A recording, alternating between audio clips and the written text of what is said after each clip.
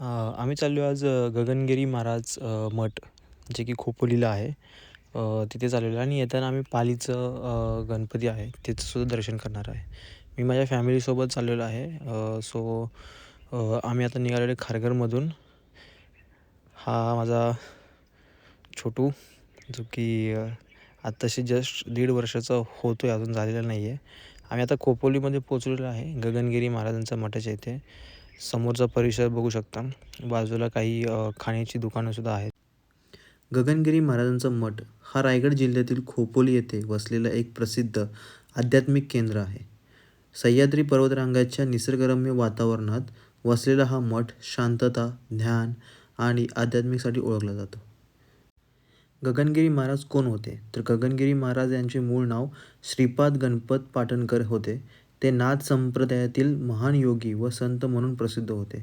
त्यांनी योग, ध्यान, तपश्चर्या आणि निसर्ग संवर्धनाचा संदेश दिला. त्यांचे महापरिनिर्वाण 4 फेब्रुवारी 2008 रोजी खोपोली आश्रमात म्हणजे इथे ह्या आश्रमात झाले. हिरवागार परिसर आणि वाहणारा ओढा नदी हे येथील प्रमुख आकर्षण आहे.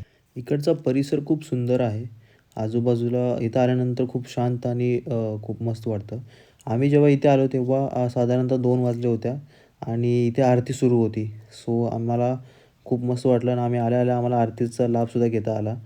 त्यामुळे आम्ही इथे सहकुटुंब येऊन आरती माझा मुलगासुद्धा इथे खूप शांत आणि मस्त एन्जॉय करत होता ॲक्च्युली आणि खूप मस्त वाटलं. ध्यान मंदिर आणि गगनगिरी महाराजांची समाधीसुद्धा इथे आहे. सो याचंसुद्धा इथे तुम्ही दर्शन घेऊ शकता आणि लोकेशन तुम्ही बघाल तर मी बाहेरचं ना तुम्हाला लोकेशन दाखवतो. खूप सुंदर असा परिसर आहे हा.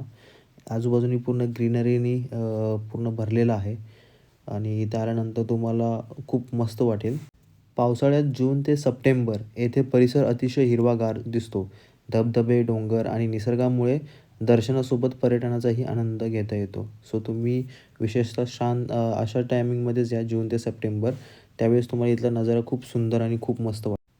त्यानंतर आम्ही थोडंसं बाहेरच्या साईडला आल्यानंतर रोडच्या बाहेर जिथून तो ओढा जो वाहत जातो ना, तिथे खूप लोकं ओढ्याच्या पाण्यामध्ये मस्ती करत होते, मजा करत होते. सो आम्हीसुद्धा मी, माझी वाईफ आणि माझा मुलगा आम्ही स्वतःसुद्धा त्या पाण्यामध्ये उतरण्याचा प्रयत्न केला.